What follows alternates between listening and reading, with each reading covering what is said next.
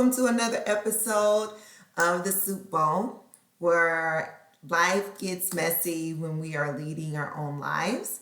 I am your host, Renee Murdoch, and hey, I'm happy that you are here. I'm so glad that you are listening, watching, sharing, subscribing, all of that good things. I'm happy to be doing life with you. Hey, and we're on this journey together in some sorts, right? We're all going through this life, and hopefully, you are going through this life with some fun, right? You are going not just to exist, but to live, right? Not to just exist, but to live, and you're doing it fulfilling, right? You're doing it humble, you're doing it, with the big wow, and you're just learning, right? Learning from one another, learning from people that's around you, just, gleaming, right? And then you're sharing also at the same time. Well, this episode, good people, remember I said wait until the next episode that I had some news to share with you. And I really don't like when people do that. But guess what? I did it to you. I did it to you. And I guess, because you just want people to be on the edge of their seats and you want them to tune back in. But no, it really was because I had to wait to the next episode because we was already over the 30 minutes. And then I was like, you know what? I probably should do like a whole little talk about this and give people a little bit more insight into this. But drum roll.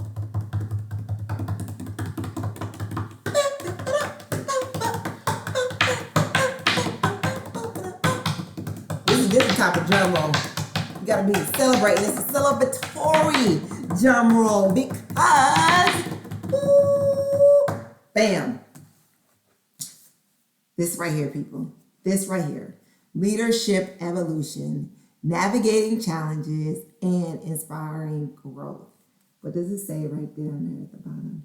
Murdoch. That's me. It's Murdoch.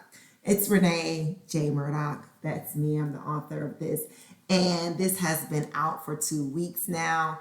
And so I'm super excited that I was courageous enough to put some words into the earth, right? That will be everlasting. So this video may not be everlasting, but this book will be, right?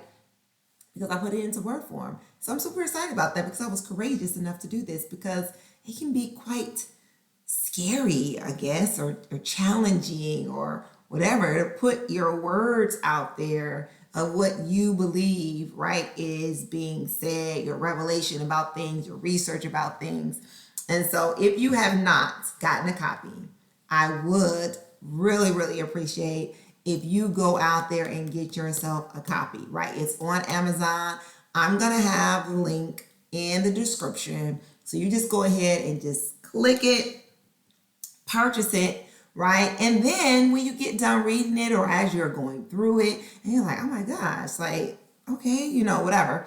Go back on Amazon and leave a review, right? Because that's how, we get our ratings and things of that nature is because people are leaving reviews. And so you can tell other people because there's a lot of information out there when it comes to leadership. And I think that's one reason why I particularly was like, do I need to write this? Because there's already so much information out there. There's so many authors out there that's already talking about this subject, right? It's really, when you think about a market that's untapped, it really isn't leadership.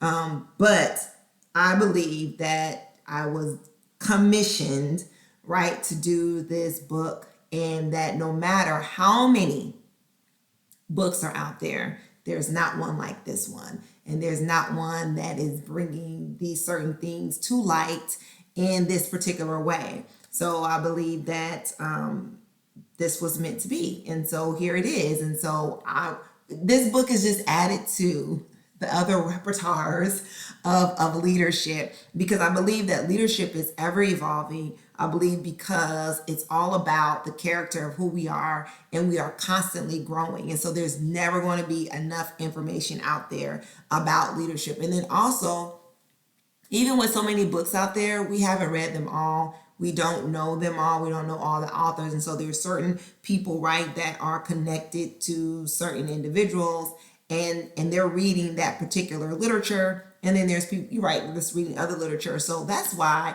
I think that this this topic of leadership is oversaturated, but it's not even saturated enough. It's not saturated enough. Because if it was, then we wouldn't need to be writing about it. That's all I'm going to say about that. But anyway, so this book, evolution, when you think about it, it's evolving, it's changing, it's foreseeing, right, into things, and then you're thinking about this navigation, right? This navigation of challenges is your life. The navigations of challenges of going throughout your day and being intentional about it.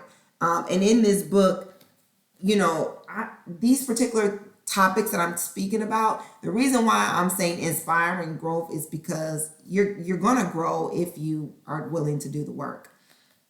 We don't get what we want. Ultimately, it's because we're not willing to do the work. We're not willing to let go of some things. We're not willing to sacrifice some things. And so that is the reason why. So I believe these particular topics was the first thing that I was drawn to talk about. I have a burden for leaders. It's been there since, I don't know, my adult life. It could have even been there when I think of certain situations in high school, that when it came to leadership, like in certain areas that I was even in, playing sports or even in the church, that there's this burden for leadership. There's this burden for me to want to see people do the best, lead the best, right? Be honest, be forthcoming, right? Not tear people down, but build people up. And I'm always believing that as a good leader, you should be casting light and not darkness. There's enough darkness in this world, and we need to be casting some light. We need to be casting light. I think the reason why we spend so much time trying to find the real person, the real us, the real you, is because we've heard so many words over the years it couldn't have even started in the womb, right? And we go throughout life hearing these words of darkness, hearing these words of negativity. You will never be. You can't do that. What's wrong with you? Why do you dress like that? Why do you talk like that? Why is your nose so big? Why do you have that big bump on your forehead, right? Your ears are out of place. All of these things is casting darkness. It's casting darkness. You're not good at that. You probably should be doing this instead of that. And so we find ourselves building up a person or making a person into who we are not really are based upon the words of darkness versus light. This is why it's so important to encourage young people from when they are little up until, right, they're on their own, and yet and still in our encounter that we're encouraging people along the way. Because when you do not encourage people, you are literally casting darkness. Because that's exactly what you're doing. You're either doing two things, light or darkness. And what I mean by that, when I'm saying when you're giving people, individuals, like truth about a matter, I'm not saying that that's darkness, right? There's a way to cast light into something, because light is bringing about revelation, bringing about illumination, right, to something that they possibly did not see before. And so that's what I'm saying, when you're casting light, even when someone is making a bad decision, how can you still cast light into that situation versus that, right? I think in one of the other episodes I was talking about, letting someone know that you're not a victim. They complain about a lot of things, but I'm letting them know you're not a victim. You're victorious. That's casting light. It's not casting darkness. Because I'm telling them that you are not what you seem to think that you are. You're more than that. And so when it comes to leadership, we have a very huge responsibility when it comes to leading others. You must first lead yourself, then you can begin to lead others. Because if you can't lead yourself, then how are you going to lead others? You must first take care of home before you go try to take care of somebody else's home, somebody else's land, somebody else's business, somebody else's organization, somebody else's vision, somebody else's mission. Do you even have one for your own life? Are you taking care of that? Are you watering that? Are you nurturing that? Because if not, what are you flowing out of? So the main things that I particularly talk about right in this book is character, because that's where it starts at. Starts with our character. We need to be self-aware. We have to know our blind spots. Followership. There's some more research that's being done about that we need to really dig into when it comes to leadership. We always say lead by example. But how about we follow first, then we lead second? Okay. Then there's relationship, which is very important when it comes to leading. If there's no relationship there, then how are we leading anyone to anything? And then work. How do we look at it? How do we define it? What are we working towards? What are we working to? Who are we working for? Why are we doing what we're doing? And then developing others, the importance of that. And then leaving you with the one and the true and only love. And we don't like to lead, we don't like to use love in a sense of out of an intimate relationship with a significant other. But I want us to change our thought process when it comes to that particular word, because one, it is an actionable word. It is a word of sacrifice. It is a word of enduring. It's just really something that we really need to kind of think about, meditate on that thing, and then act on it. And I think it will change a lot of ways that we lead in our organizations. We lead on our teams. We lead in, whatever capacity that we have been called to in this particular time. So whether you've been leading for years, whether you have a desire to lead, this book will help you. You can jump around in this book. You don't have to, go, do. But it is a process. As anything in life, it's a process.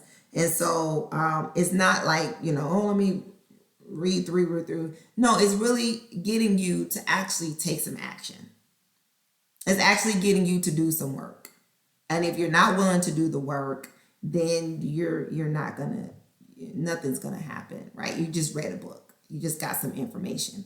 But if you want transformation, then you're gonna have to do some work.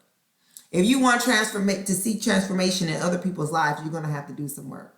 Believe in the transformation that is already lying within yourself, meaning that it's already there. You just gotta be willing to uncover some things and get to work. So, all right. So one thing, so those are the main things. The chapters of the books are called something else, but those are the key things that are in each chapter when we're talking about how we need to evolutionize our thinking when it comes to leadership, right? It is something that will empower, it will give you confidence, right? It's here to foster collaborations within your teams and your organizations. And it's also here to inspire you, right? To get you worked up, drilled up, right? Pumped up, whatever you want to call it, to get you moving and to get you going. And so I think this is really, really good, because I want to know, right? I want to know, and this book is asking me the same question. Who are you? Who are you without the position?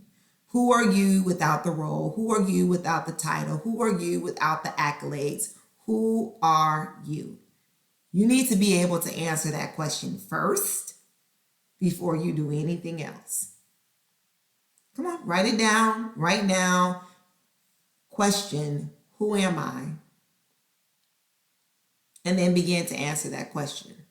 And in your answer, it should not have anything to do with any work that you have done. It is who you are without the functions. It is who you are purposed to be, why you are here. And you may still be discovering that. And that's okay. That's okay too, right? But this is where it starts at. You have to know who you are. And I have this little thing here because I didn't mark this up because this is in my book. This is the book I'm selling. I should have got my other book. But the what do you call it? The draft copy. But anyway, so I want to go into an area. Like I said, there's more research that needs to be done in this area. I'm even diving into it more myself, and I'm just kind of contemplating and going over my experience as coming into leadership and before I got into a role of leading other people versus what I was doing prior to that, and even as while I was leading right over time. And so one particular area, it's called Follow the Leader. That's the name of the chapter. It's called Follow the Leader. And it's really talking about this topic of followership. And we don't really have a lot of study on followership, but there's some great research that is happening over the years. So if you want to dive more into that, there's some stuff out there from Kellerman, Riggle, some stuff from the late 90s, probably early 2000s or whatever, in reference to followership, right? And so they kind of talk about, well, there's these different types of followers, right? And you got I'm not going to go into it because I want you to get the book, right? But anyway, there's some different types of followers, which is the sheep followers, the yes people, the alienated, the pragmatics, the stars, right? And they're talking about these five type of followers, right? And so you can kind of go through here and see like, okay, what type of follower am I? Am I even following? Yes, you are. In some capacity, you are. But when it comes to leadership, and you're talking about, I want to lead people, then how were you following before you got there? How were you following? Because followership and leadership is interchangeable. Even if you are leading a team, you should be able to follow as well. Yes, you are leading and guiding them into a direction, but at a particular junction on the journey, right? Someone in that group could be leading an effort where you should be okay with allowing them to lead and you're following, right? As long as they're going in the same direction that you're pointing them, this is overall where we're going. But can I step back and allow them to take the lead and I'm to follow in this particular path? You go say, okay, for instance, okay, I was on a business trip and there was an individual and they wanted to go to a particular restaurant because they've been to this city before and they knew about this particular restaurant. And so at that point, right, they were leading everyone else because they knew about it. They knew where it was at. They knew, where we were going to be at, how long it was going to take there. So everybody was depending on this person to get us to where we needed to go and to give us the information, right? That was one particular instance. That doesn't mean the whole entire time that individual was over the whole group, but it was just in that particular instance, right? So that's when you think about, can I scale back and can I give, that's why I said it starts with character. Because to get to a place where you're able to interchange like that, you have to be willing to let that pride, you have to be willing to let that ego go. And you're actually operating in a place of humility. So there's one particular thing, I think it's one particular quote that I love that Aristotle says. He says, he who cannot be a follower cannot be a good leader. How is it that you want everybody to listen to what you got to say, but you don't want to listen to what anyone else says? How are we doing that? If when someone wasn't listening to you, then you would have a problem. So should it be the same as that? Right? So think about before those that are leading right now, think about before you were leading, how were you following? Because you cannot be expecting more from individuals that you yourself did not do or are not willing to do.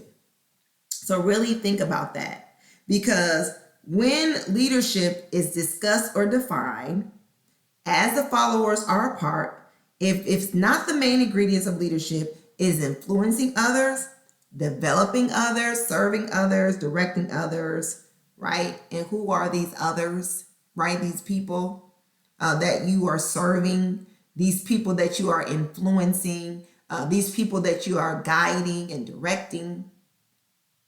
You have to be willing to follow too at the same time. Because what type of leader you are is actually the type of follower you are. Because they're two of the same. How you were as a follower is how you're going to be as a leader.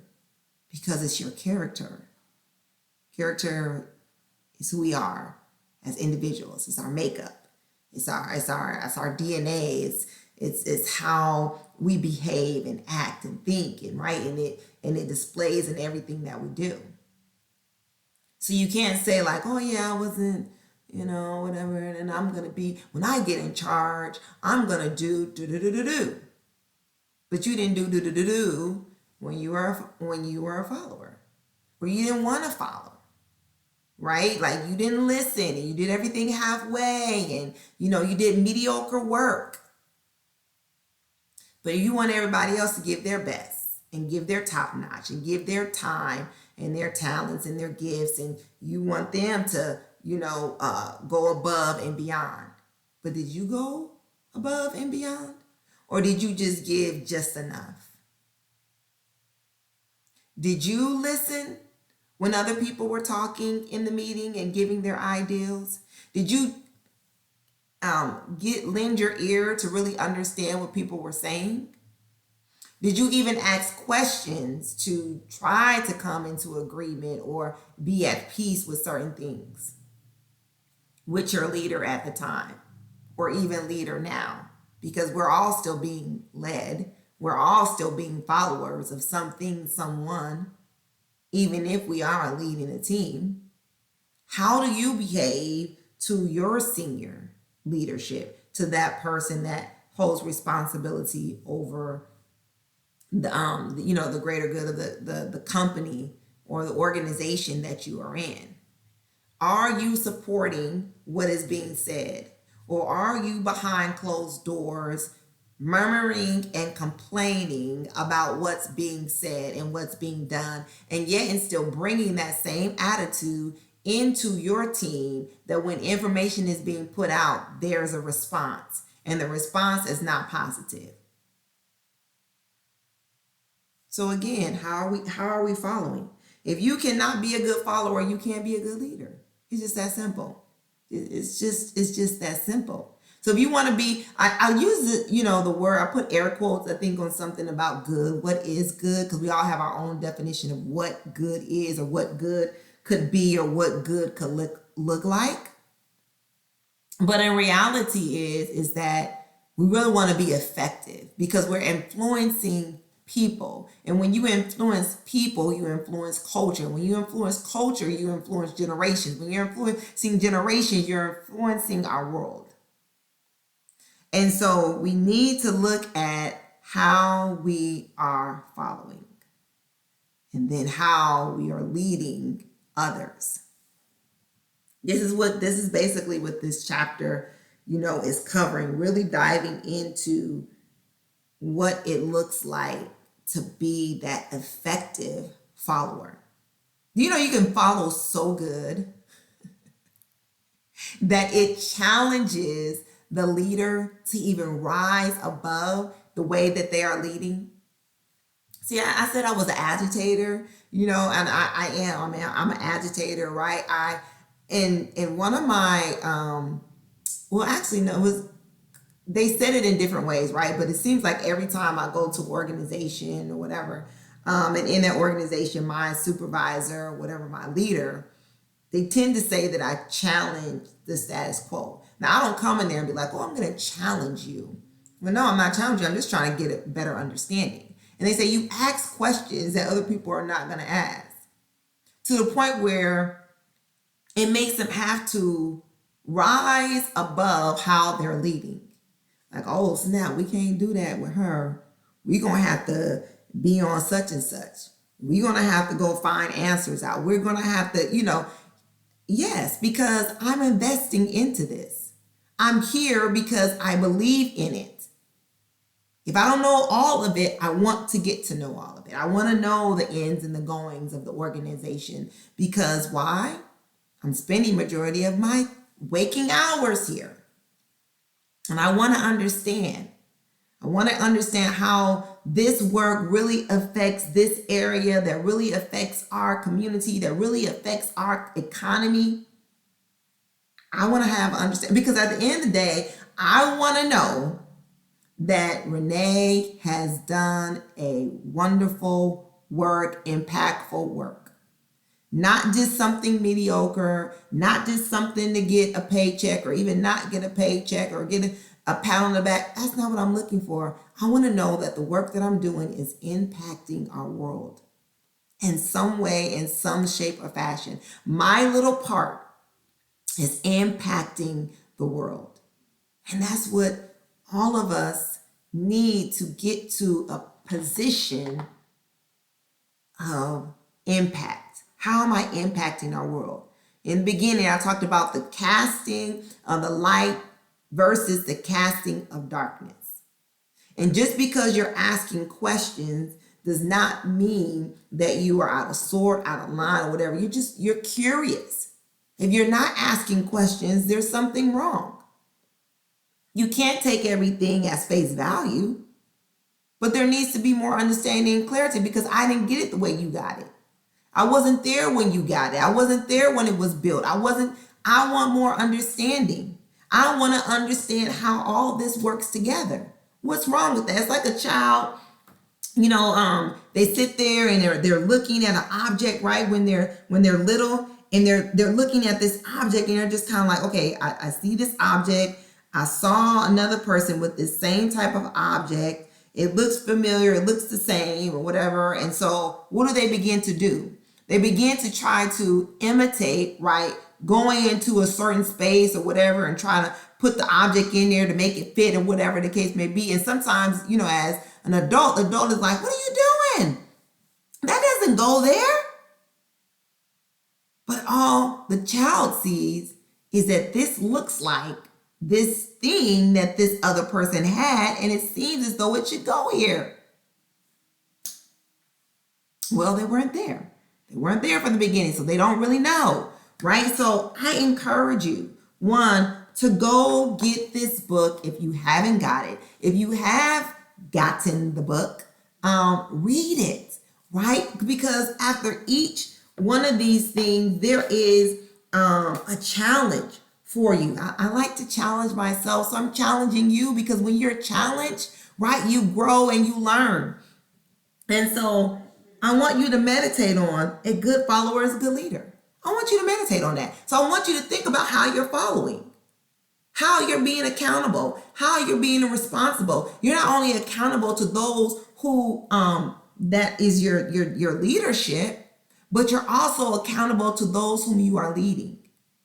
And be accountable, most importantly, to yourself.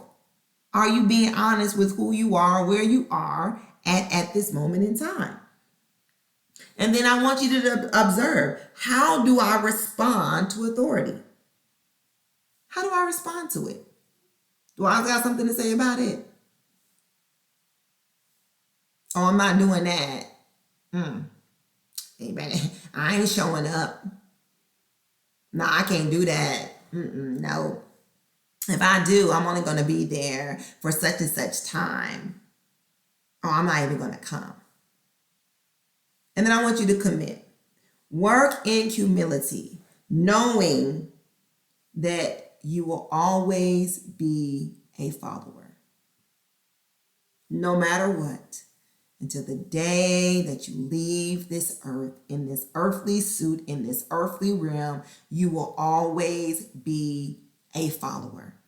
You will not get out of it. I don't care if you're the CEO of your own company. You will always be a follower. I need that. I need you to sit in that. I need you to get content with that. Because some of us have a hard time following. And then you wonder why the things that you lead do not last, or there's always an issue. Be a good follower. Then you'll be an effective leader. All right, that's all we have for today. Again, I'm going to put that link in the chat. Make sure that you get it. Make sure that you share it. Make sure that you commit to doing some good work to be an effective leader out here in these streets, because we need leaders, right? That's going to change our world. It's going to change our nation. And the only way that we're going to do that is by getting and doing some grindy work right here in this earthly suit, right here in this heart, right here in this mind, right? So we can do some great and wonderful things out here in the earth. All right. So, hey, remember this. Leading is teachable. I love you. There's nothing that you can do about it. Until next time, peace. Love you.